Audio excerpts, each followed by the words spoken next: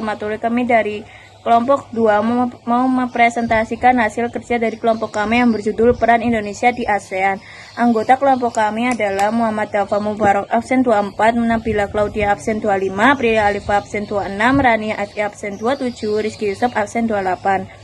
Peran Indonesia dalam ASEAN terbagi menjadi 5. Yang pertama adalah penggagasan lahirnya ASEAN. Peran Indonesia dalam ASEAN yang paling penting adalah menjadi salah satu penggagas lahirnya organisasi ini.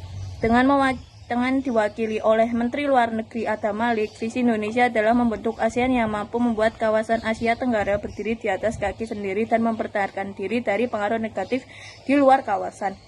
Yang kedua, penyelenggara KTT ASEAN pertama di Bali. Pada tanggal 23-24 Februari 1976, Indonesia telah menjadi tuan rumah konferensi tingkat tinggi atau KTT pertama yang berlangsung di Bali. Nomor 3, penggagas pembentukan Komunitas Keamanan ASEAN. Dalam buku PKN Pendidikan Kewarganegaraan terbitan Gresindo tertulis bahwa Indonesia juga turut meluncurkan gagasan untuk membentuk Komunitas Keamanan ASEAN. Komunitas yang juga disebut ASC, ASEAN Security Community ini akhirnya ditandatangani di Senggigi, Lombok pada 12 September 2003. Yang keempat, penengah konflik.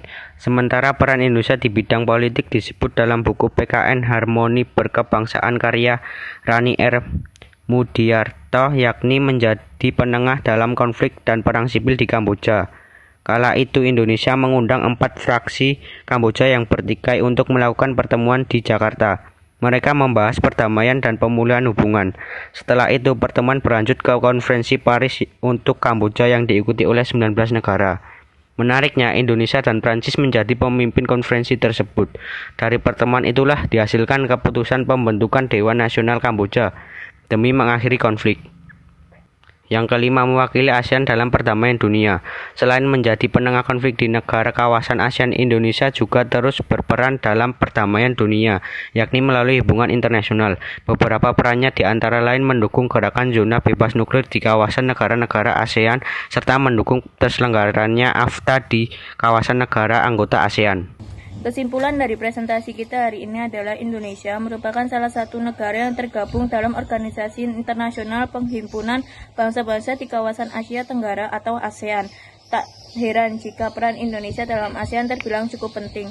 Sekian presentasi dari kami. Jika ada kesalahan kata, mohon maaf. Terima kasih.